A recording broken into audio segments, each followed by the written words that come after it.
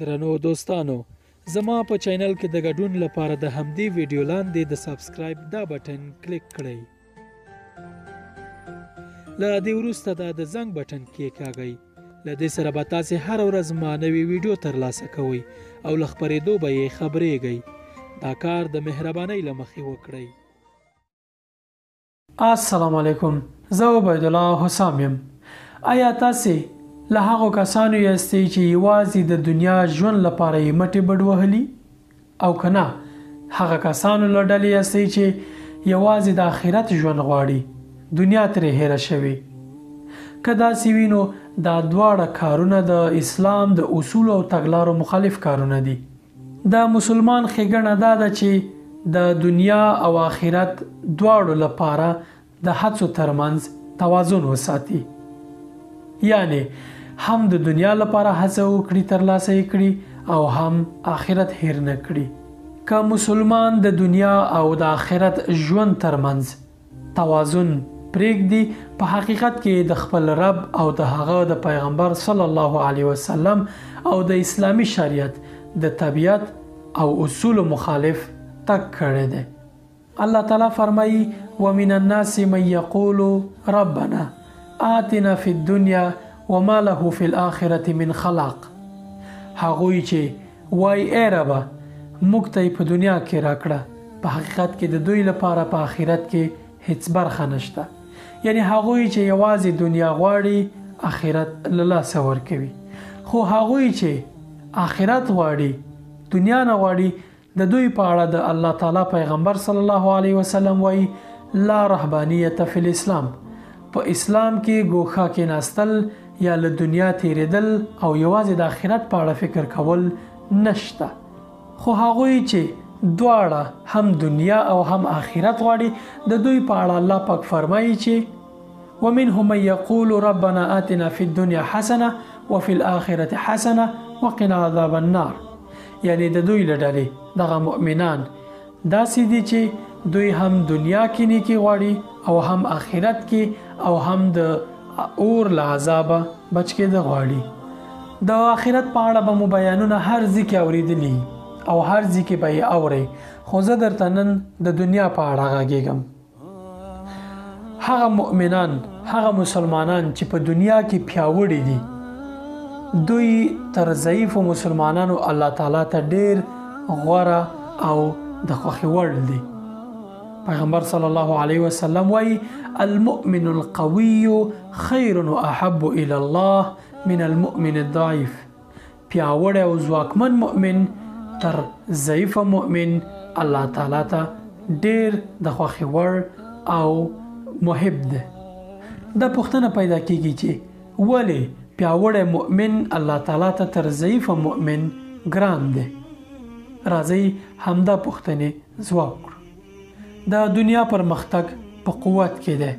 هر هغه مؤمن یا مسلمان چې پیاوړی وي، په حقیقت کې د امت او د خلکو په خیر او ښېګڼه وي. قوت او ځواک باید په درې برخو کې وي: په اقتصادي برخه کې، په علمي برخه کې او په منصبي یا منصب کې.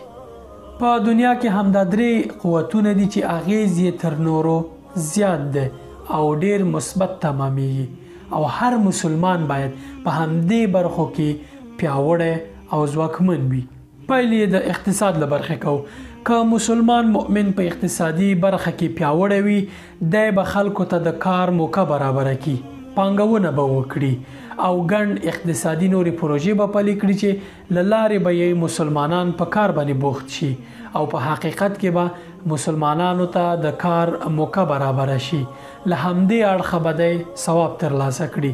ترڅنګ به یې دی ډېر مال، زکات، صدقه او نور د خیر ښېګڼې کارونه وکړي چې دا به دته په آخرت کې ډېر ثواب او اجر ورکړي.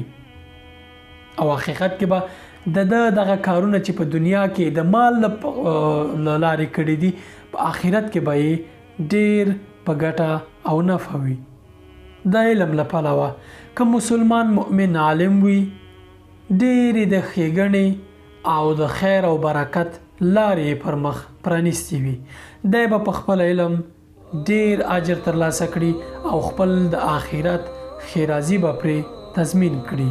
د به خلکو ته علم ورسوي او د علم پر رسولو کې تاسو ته معلومه ده چې څومره لوی اجر ده. الله تعالی د هغو خلکو په اړه چې نور ته علم رسوي وایي ومن احسن قولا ممن دعا الى الله وعمل صالحا وقال انني من المسلمين. تر دې به غوره خبره او تر دې به ښه قول چیرته وي چې یو څوک الله تعالی لارې ته خلک دعوت کړي، نیک عملونه وکړي او وایي چې زه مسلمان یم.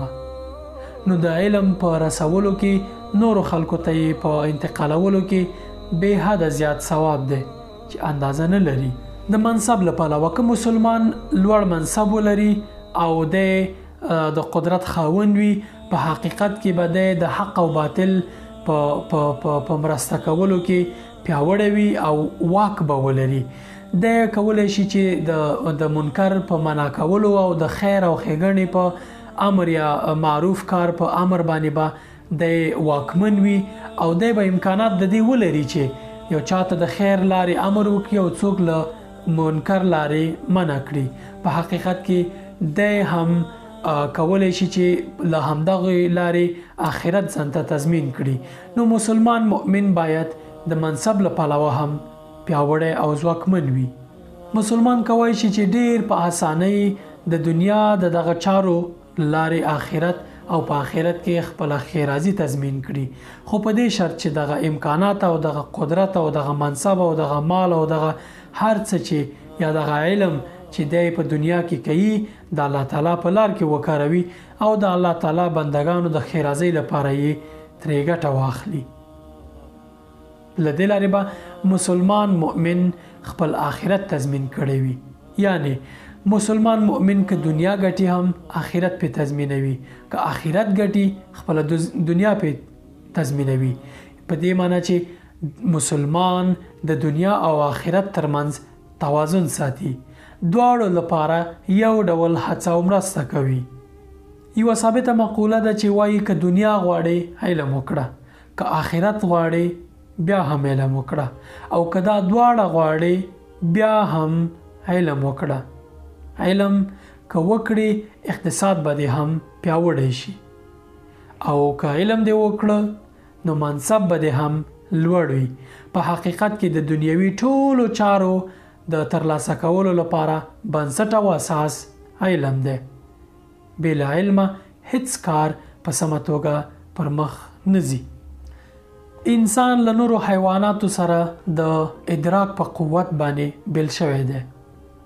هغه انسانان چې دغه قوه سم نه کاروي نو دوی له حیواناتو کله په مقام کې ټیټیږي. دغه ادراکي قوه اړتیا لري چې باید په علم باندې سنبال شي. علم د ادراکي قوې روښانتیا ده. پرته له دې انسان هغه خپل اصلي مقام چې لري هغه له لاسه ورکوي. قرآن کریم د هغه انسانانو په اړه چې علم نه کوي د دوی په اړه وایي. قرآن کریم د هغه انسانانو په اړه چې علم نه کوي او دنیا یې یوازې نیولې او آخرت یې پریښی دی او د علم په ګاڼه خپل د ادراک قوت نه دی سنبال کړی، نه دی پوښلی، د دوی په اړه عجیب تعبیرونه لري. اموات غیر احیا، دوی په حقیقت کې ژوندي دي خو الله تعالی ته دوی د مړو په شان دي. کأنهم خشب مسنده، دوی د وچو لرګو په شان دي، هیڅ ګټه ترې نه کیږي. ان هم الا کالانعام بل هم اضل، دوی د څارویو په شان دي بلکې ځینې وخت تر دې هم بدتر دي.